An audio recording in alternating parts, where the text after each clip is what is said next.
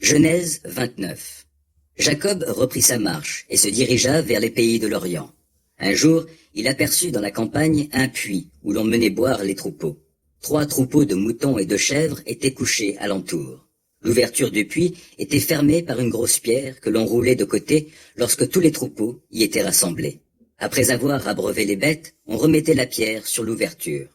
Jacob demanda au berger: « D'où êtes-vous, les amis ?» « Nous sommes de Haran, lui répondirent-ils. Alors, reprit-il, connaissez-vous Laban, descendant de Nahor? Oui, nous le connaissons.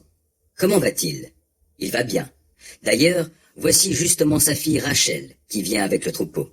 Mais, dit Jacob, il fait encore grand jour. Ce n'est pas le moment de rassembler le bétail. Faites donc boire les bêtes et ramenez-les au pâturage. Nous ne pouvons rien faire, lui répondirent-ils, avant que tous les troupeaux soient rassemblés. Or seulement, nous roulons la pierre qui bouche l'ouverture du puits et nous faisons boire les bêtes. Pendant qu'ils s'entretenaient ainsi avec eux, Rachel arriva avec le troupeau de son père. Elle était en effet bergère. Lorsque Jacob vit Rachel, la fille de son oncle Laban, et les bêtes de son oncle, il s'approcha, roula la pierre de l'ouverture du puits et fit boire le troupeau de son oncle. Puis il embrassa Rachel et éclata en pleurs.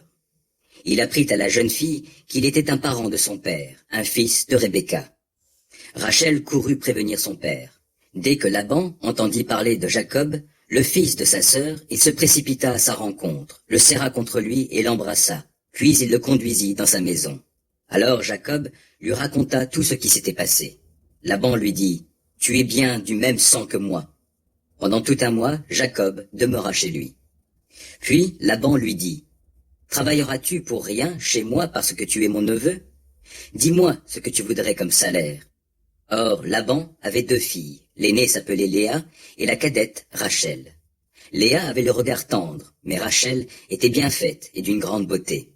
Jacob s'était épris de Rachel et il dit à Laban: « Je te servirai pendant 7 ans si tu me donnes Rachel, ta fille cadette, en mariage. » Et Laban répondit: « Je préfère te la donner à toi plutôt qu'à un autre.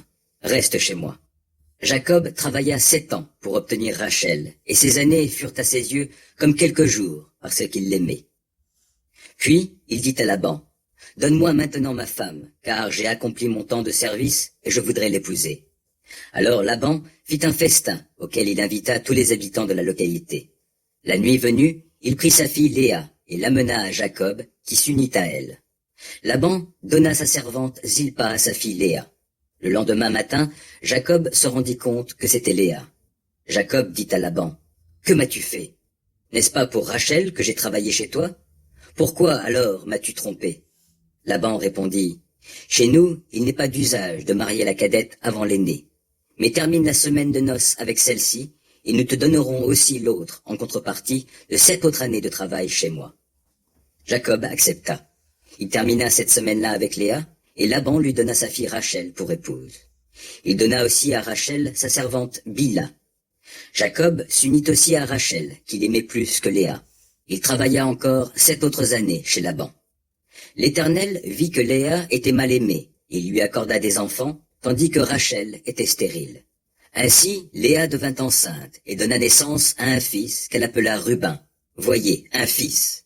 Car elle dit: « L'Éternel a vu ma misère. À présent, mon mari m'aimera. » Puis elle fut de nouveau enceinte et eut encore un fils. Elle dit: « L'Éternel a entendu que je n'étais pas aimée, et il m'a encore accordé celui-ci. » Et elle le nomma Siméon. Il entend. Elle devint encore enceinte et enfanta un fils. Elle dit: « Cette fois-ci, mon mari s'attachera à moi, car je lui ai donné 3 fils. » C'est pourquoi elle l'appela Lévi. Il s'attache. De nouveau, elle devint enceinte et eut un fils. Elle s'écria: « Cette fois, je louerai l'Éternel. » C'est pourquoi elle le nomma Juda. Il loue. Puis elle cessa d'avoir des enfants.